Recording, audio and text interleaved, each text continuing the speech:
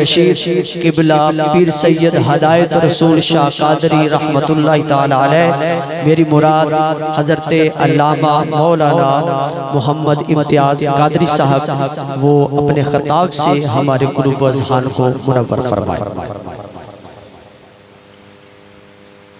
اعوذ باللہ من الشیطان الرجیم، بسم اللہ الرحمن الرحیم۔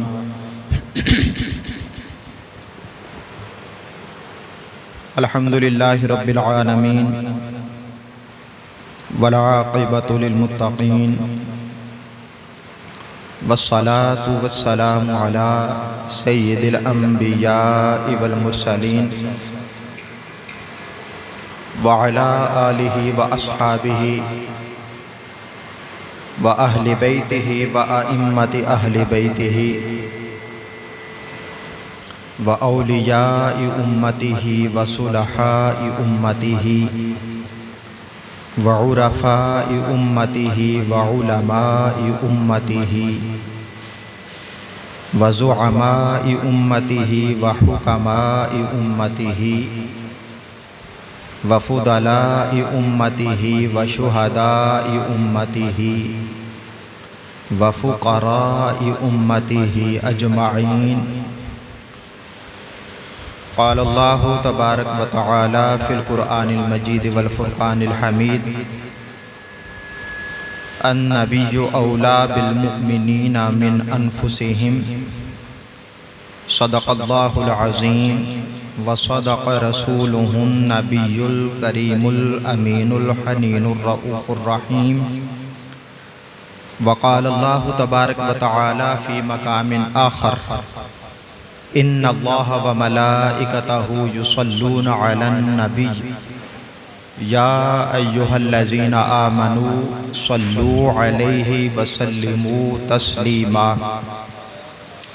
الصلاة والسلام علیک یا سیدی یا رسول اللہ وعلی آلک واصحابک یا سیدی یا حبیب اللہ۔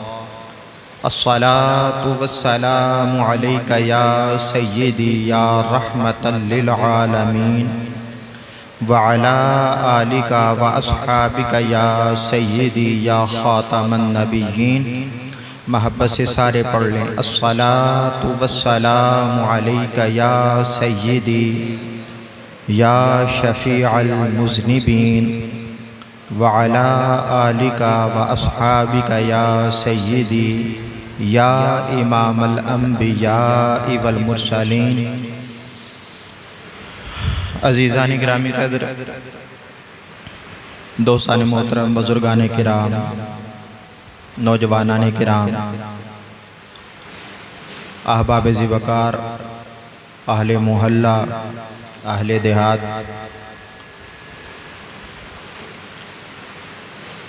میزبان محفل برادرم محمد قاسم صاحب، صاحب صدارت شخصیت، محترم المقام، صاحب فیوز و برکات قبلہ محمد قاسم صاحب، نقیب محفل، عالم باعمل، صاحب تقوی و طہارت برادرم قاری محمد اعظم صاحب، اور مسجد حاضہ کے امام صاحب و دیگر سامعین حاضرین، السلام علیکم ورحمۃ اللہ وبرکاتہ۔ چند ایک گزارشات آپ کے سامنے پیش کرنا مقصود ہیں۔ امید ہے کہ آپ بھرپور توجہ سے سماعت کریں گے اور میرے یہاں حاضر ہونے کا مقصد پورا ہو جائے گا۔ میں نے قرآن پاک کی آیت کریمہ تلاوت کرنے کا شرف حاصل کیا۔ یہ سورہ احزاب کی آیت نمبر 6 ہے اور 21واں سپارہ۔ اس آیت میں اللہ تبارک و تعالی نے نبی کا تعارف، نبی کی اہمیت اور نبی کی عظمت، یہ تینوں چیزیں اس آیت کے ایک چھوٹے سے حصے میں بیان فرما دی۔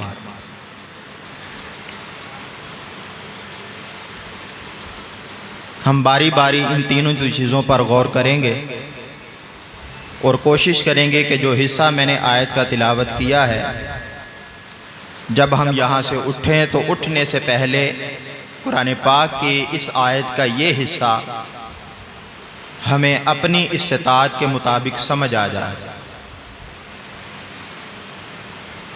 اللہ تبارک و تعالیٰ نے اس آیت کا آغاز فرمایا ہے لفظ نبی سے۔ اللہ پاک نے فرمایا النبی اولا بالمؤمنین من انفسہم، کہ یہ جو نبی صلی اللہ علیہ وسلم ہیں یہ مومنوں کے لیے ان کی جانوں سے بھی زیادہ قریب ہیں۔ تو اللہ تبارک و تعالیٰ نے اس آیت کا آغاز کس لفظ سے فرمایا؟ لفظ نبی سے۔ النبی اولا بالمؤمنین۔ اللہ تبارک و تعالیٰ نے ایمان والوں کا ذکر بعد میں فرمایا اور نبی کا ذکر پہلے فرمایا۔ تو الفاظ کی یہ ترتیب دیکھ کر پہلی ہی نظر میں ہمیں یہ بات سمجھ آ جاتی ہے کہ اگر ہم نے ایمان والا بننا ہے تو اس سے پہلے نبی سے اپنا تعلق جوڑنا ہوگا، کیونکہ اللہ پاک نے ایمان کا ذکر یہاں بعد میں فرمایا اور نبی کا ذکر پہلے فرمایا۔ اور ایمان کا ذکر بعد میں کیوں فرمایا اور نبی کا ذکر پہلے کیوں فرمایا؟ اس کا جواب لفظ نبی کی وضاحت میں پوشیدہ ہے۔ نبی کا اگر معنی دیکھیں، آپ نے بھی بارہا علماء سے، صوفیاء سے، بزرگان دین سے سنا ہوگا کہ نبی کا معنی یہ ہے کہ نبی وہ ذات ہے کہ جو غیب کی خبریں اپنے امتیوں کو دیتی ہے۔ نبی وہ ذات ہے جو کون سی خبریں؟ آپ ذرا بولتے جائیں گے تو بات میں مزہ آئے گا۔ کون سی خبریں دیتی ہے؟ غیب کی خبریں۔ لیکن آج میں اس کا ایک اور معنی آپ کی خدمت میں پیش کر رہا ہوں، اور اس معنی کو بیان کرنے والا کون ہے؟ امام راغب اصفہانی رحمت اللہ تعالی علیہ۔ انہوں نے قرآن کو سمجھنے کے لیے قرآن کی لغت پر، قرآن کے الفاظ پر ایک کتاب لکھی جس کا نام ہے مفردات القرآن، اور اس کتاب کے اندر انہوں نے قرآن پاک کے ہر لفظ کا معنی اور اس کی وضاحت جمع فرما دی۔ یعنی اگر کوئی انسان قرآن کو اس طرح سمجھنا چاہے جیسے عرب لوگ سمجھتے ہیں تو امام راغب اصفہانی کی یہ کتاب پڑھ لیں۔ اس کتاب کے اندر انہوں نے نبی کا معنی یہ بیان فرمایا ہے کہ نبی وہ ہوتا ہے جو اپنی امت کو وہ خبریں دیتا ہے جن خبروں کو سن کر امت کے دلوں کو سکون مل جائے۔ نبی وہ ذات ہوتی ہے جو اپنی امت کو وہ خبریں دے، وہ چیزیں بتائے جن اخبار کو سن کر، جن خبروں کو سن کر امت کے دلوں کو کیا مل جائے؟ سکون مل جائے۔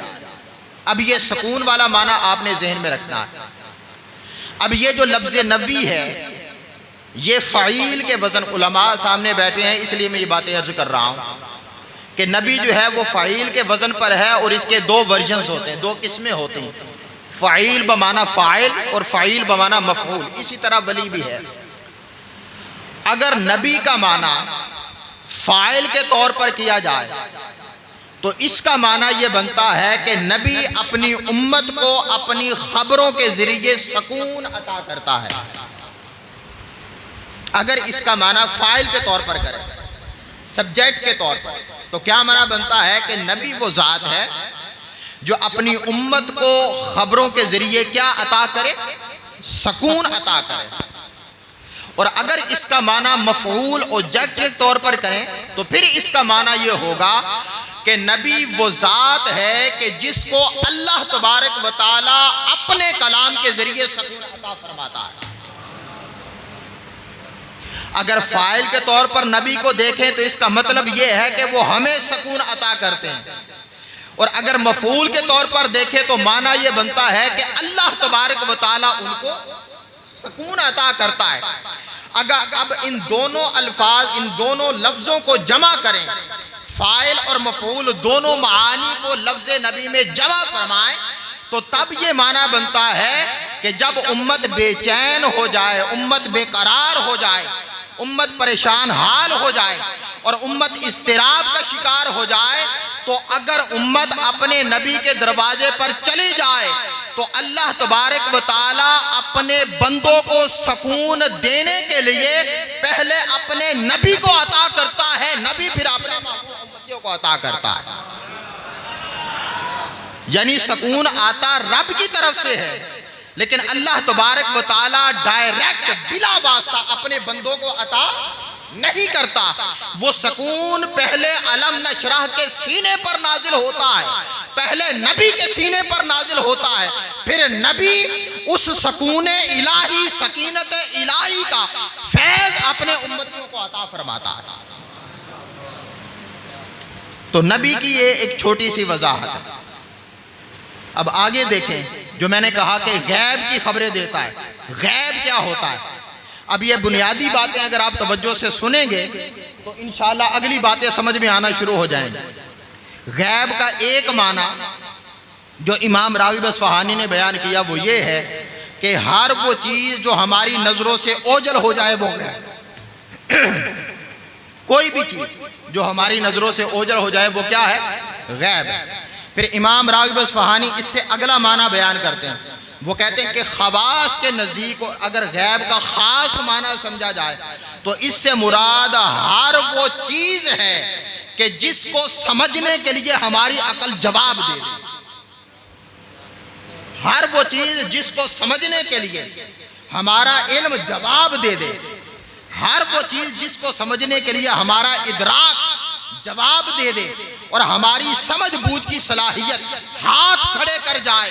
فرمایا ہر وہ چیز جس کو انسان اپنی عقل سے سمجھ نہ سکے، اگر وہی چیز نبی سمجھا دے تو اس کو علم غیب کہتے ہیں۔ اگر انسان اس کو سمجھنا چاہے تو عقل اس کی متحمل نہیں ہے۔ اگر عام بندہ کسی چیز کو سمجھنا چاہے اور اس کی عقل اپنے ہاتھ کھڑے کر دے اور جواب دے دے اور وہی چیز نبی اپنے امتیوں کو سمجھا دے تو اسے علم غیب کہتے ہیں۔ آپ نے ملاحظہ فرمایا؟ تو نبی وہ ذات ہے کہ جو اپنے امتیوں کو خبر دیتی ہے، اور وہ ایسی خبریں دیتی ہے جن خبروں کو سن کر امت کو کیا مل جاتا ہے؟ سکون مل جاتا ہے۔ تو اگر اس کو محبت کی زبان میں بیان کیا جائے تو اس سے مراد یہ ہے کہ نبی وہ ذات ہے کہ جس کا کلام سن کر امت کے دلوں کو چین مل جاتا ہے، جس کی باتیں سن کر امت کے دلوں کو قرار آ جاتا ہے، جس کا کلام سن کر امت کے دلوں کی بے چینیاں دور ہو جاتی ہیں، بے قراریاں دور ہو جاتی ہیں۔ اگر کوئی بندہ بے چین ہو اور وہ نبی کے در پر آ جائے تو اسے چین کی دولت مل جائے۔ اگر کوئی بے قرار ہو نبی کے دروازے پر آ جائے تو اسے قرار نصیب ہو جائے۔ اگر کسی کی زندگی میں بے اطمینانی ہو اور وہ نبی کے در پر آ جائے اسے اطمینان کی دولت مل جائے، بے حوصلوں کو حوصلہ مل جائے، بے سہاروں کو سہارا مل جائے، بے چینوں کو چین مل جائے اور بے قراروں کو قرار مل جائے۔ الغرض جو بندہ جو سوال لے کر نبی کے در پر آتا ہے، جو اس کے سوال کو پورا کر دے اس کو رب کا نبی کہتے ہیں۔ تو اللہ تبارک و تعالیٰ نے فرمایا النبی اولا بالمؤمنین من انفسہم۔